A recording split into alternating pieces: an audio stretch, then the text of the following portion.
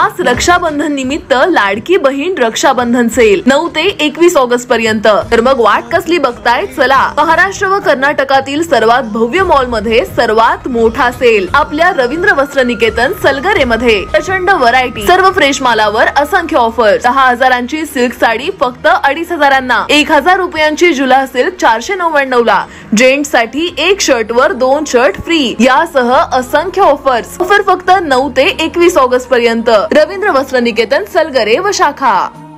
गंगा पूजनाला सर्व नगरसेवकांना सांगणं गरजेचं होतं।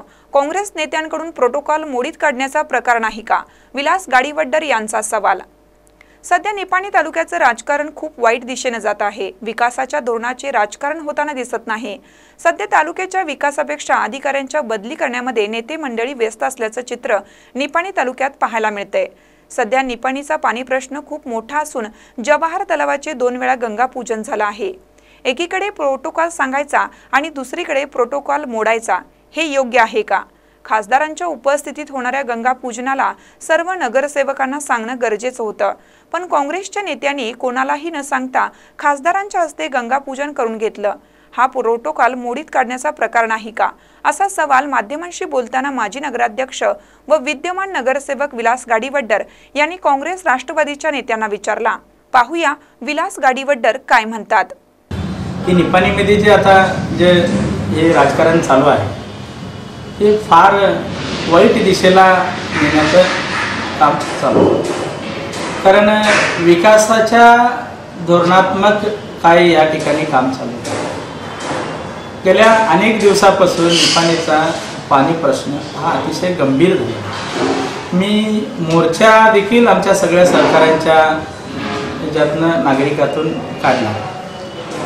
पाणी निपाणीला सुरळीत देण्यासाठी अनेक वेळा आवाज उठवला, अनेक प्रेस मीट घेऊन सांगितलं, अनेक पत्र दिली, जिल्हाधिकाऱ्यांना पत्र दिलं, सेक्रेटरी लेवलला पत्र दिलं। रोज उठून काय सगळ्यांना सांगत बसू शकत नाही, पण ज्या ठिकाणी ज्या वेळेला आवाज उठवायला पाहिजे त्या वेळेला आम्ही आवाज उठवतो। निपाणीकरांना पाणी नाही आहे, पण आमच्या तलावामध्ये 2 वेळाला गंगापूजन होतं। गंगापूजन करायला आमचं काही दुमत नाही आहे, पण गंगापूजन ज्या अधिकाऱ्याने तुम्ही करताय त्याच अधिकाऱ्याने तुम्ही लोकांना पाणी देखील त्या ठिकाणी द्यायचं। आणि एकीकडे प्रोटोकॉल म्हणून सांगायचं आणि दुसरीकडे प्रोटोकॉल मोडायचं, हा कुठला न्याय आहे?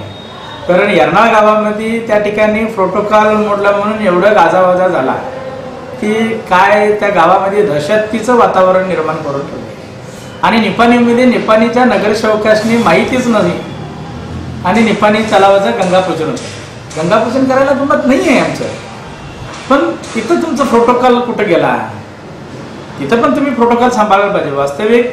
आणि या नगराध्यक्ष उपनगराध्यक्षच्या निवडणुका डिक्लेअर झाल्या। 8 दिवसात नगराध्यक्ष कोण आहे ते कळणार आहे।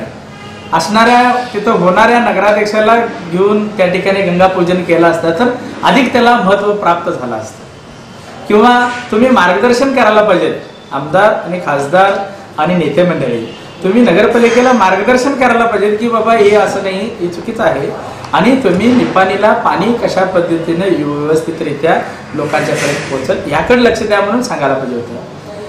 हे न सांगता नेतेच उठून जर जाऊन तिथं चुका करत असतील तर मग लोकांना कुणाच्या दारात जाऊन उभारायचा हा मोठा प्रश्न। वास्तविक जे चाललंय ते चुकीचं चाललंय। काँग्रेसमध्ये एवढं अरेरेपणा आणि एकेपरपणा मी कधी बघितलेलं नव्हतं। कारण आता काँग्रेसमध्ये एक प्रोटोकॉल आहे की निपाणी मतदारसंघामध्ये भाजपचा आमदार जरी झाला असेल तर काँग्रेसचा स्वतःचा एक प्रोटोकॉल आहे पक्षाचा की तिथला जरी पडलेला जरी आपला आमदार असेल तर ते आमदार मानूनच सरकार काम करत असते। प्रत्येक गोष्टी त्या ठिकाणी त्यांच्या पत्रानुसारच शिफारशीनुसारच त्या ठिकाणी काम केलं। पण इथं ते प्रोटोकॉल पण नाही आहे पाळत, सरकार बी पाळत नाही आणि इथले लोकल अनेक लीडर स्वतःला मोठमोठे लीडर समजायचे आहेत त्यांनी पण पाळत नाहीत। प्रत्येक लीडर हे अधिकाऱ्यांच्या बदलीत गुंतलेला आहे, लोकांच्या कामामध्ये कोणी दिसत नाही। त्यामुळे मला तुम्हाला सगळ्यांना विनंती आहे की तुम्ही सगळेजण मिळून पक्षाला धोक्यात आणि घातक ठरवायला कारण आज एकटा एकाबरोबर असतोय, उद्या एकटा एकाबरोबर असतोय, कोण कोणाबरोबर आहे हे नेमकं कळणार. कार्यकर्त्यांची कुचंबणा झाली आहे. कार्यकर्ते आज बाबा कोणाबरोबर जायचा हा सगळ्यात मोठा प्रश्न झालाय. आता राष्ट्रवादी आणि काँग्रेस हे दोन पक्ष या ठिकाणी आहेत. राज्यात काँग्रेसचं सरकार आहे.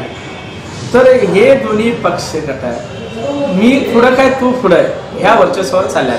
येणाऱ्या काळामध्ये निपाणीचा आमदार कोण हा ठरला पाहिजे, मग त्याच्या पाठीमागे कार्यकर्ते जायला पाहिजे. नाहीतर आज कसं होणार, उद्या उमेदवार काकासाहेब पाटील असतील का उत्तम पाटील असतील का पंकज पाटील असतील का चिंगळे सर असतील, एकटा कोणतरी आमदार ठरला तर राहिलेले 3 लोकांच्या कार्यकर्त्यांची कुचंबणाच या ठिकाणी आहे. त्यामुळे कार्यकर्त्यांनी देखील विचार करावा की ह्या नेत्यांच्या पाठीशी लावायचं काय, निपाणी आपापल्या भागाचा आपापल्या गावांचा विकास करून घ्यायचं. कारण ह्या चौघांच्या मागे कुणाच्याही गेला तर उमेदवारी एकट्यालाच मिळणार. राहिलेले 3-4 लोकांच्या ज्या पाठीशी लोक राहणार आहेत त्यांचं तो जो उमेदवार असतो तो भविष्यात काटा काढणार. हे सगळं असं राजकारण चालू आहे. आणि पालकमंत्र्यांना देखील माझी विनंती आहे की तुम्हाला खुश करण्यासाठी हे गंगा पूजनाचं असू देत किंवा यर्नाळचा कार्यक्रमाचं असू देत, हे तुम्हाला त्या ठिकाणी गोड बोलून एका दुसरा कार्यक्रम करायचं आणि इकडं आपल्या बदलींच्या फायली साथी करून घ्यायचं, हे सगळं कारस्थान चालू आहे. तुम्हाला विनंती आहे आमची, बदली ह्या तुम्ही कोणाचंही ऐकू ना, तुम्ही स्वतःच्या स्वइच्छेने अधिकारी या ठिकाणी घाला, त्यांच्याकडून आम्ही सर्वजण काम करून घ्यायस कटिबद्ध आहोत. त्यांनी ऐकले नाही तर तुम्हाला सांगता येतं की आम्ही नेमणूक केलेले किंवा आम्ही सुचवलेला अधिकारी आणायला पाहिजे असं कुठं काय आहे. तर हे सगळे लोक त्यामध्ये गुंतलेले आहेत. अधिकाऱ्यांची देखील कुचंबणा व्हायला आहे. 4-4 लीडर आहेत, प्रत्येकाच्या दारात जाऊन उभा राहायला पाहिजेत. प्रत्येकटा म्हणतो मी सांगितल्यालाच ऐकायचं. माझा अधिकाऱ्यांच्या समोर पण मोठा प्रश्न निर्माण झालाय की नेमकं या 4 लीडरांच्या पैकी मी कुणाचं ऐकायचं, एकटा मनार कर एकटा मनार करू नको अशा परिस्थितीत सगळे चालू आहे. त्यामुळं या सगळ्या घाणेरड्या राजकारणापेक्षा लोकांचं काम कसं करता येईल, लोकांच्यापर्यंत कसं पोहोचवता येईल, लोकांचं काम कशा पद्धतीने चांगलं होईल, लोकांच्यापर्यंत पाणी कसं पोहोचवता येईल, आरोग्याचा प्रश्न आहे, तिथं गांधी हॉस्पिटलचा प्रश्न आहे, पोलीस डिपार्टमेंटचा प्रश्न आहे, तहसीलदार डिपार्टमेंटचा प्रश्न आहे. या सगळ्या गोष्टी आहेत. त्या सगळ्या गोष्टीतनी कार्यकर्त्यांना जी अडचण व्हायला आहे ते मुख्य केंद्रबिंदू मानून कार्यकर्त्यांचं अडचण दूर करण्याचं काम तुम्ही कराल. बदल्यांच्या कामामध्ये गुंतू नका. बदल्यांचं काय सरकार काय प्रोटोकॉल आहे त्या प्रोटोकॉलप्रमाणे कराल. त्याच्यात काय तुम्हाला विचारूनच या ठिकाणी विचारूनच होणार. पण स्वपक्ष वाढवावं असं पालकमंत्र्यांना विनंती आहे.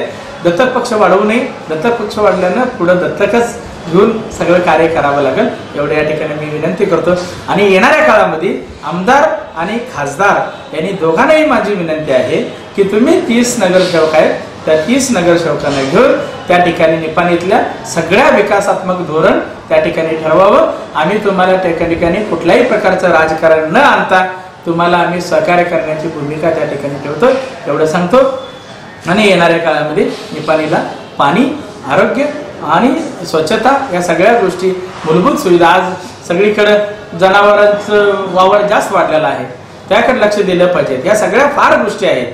आम्ही करतो म्हटलं तरी आम्हाला करू देत नाहीत आणि स्वतः यांनी करत नाही. त्यामुळं आम्ही तुम्ही म्हणण्यापेक्षा आपण सर्वजण एकत्र येऊन त्या ठिकाणी काम करूया एवढ्या या ठिकाणी मी आपल्याला सगळ्यांना विनंती करतो. ताज्या बातम्यांसाठी महान करेला सबस्क्राईब करा आणि बेल आयकॉनला क्लिक करा.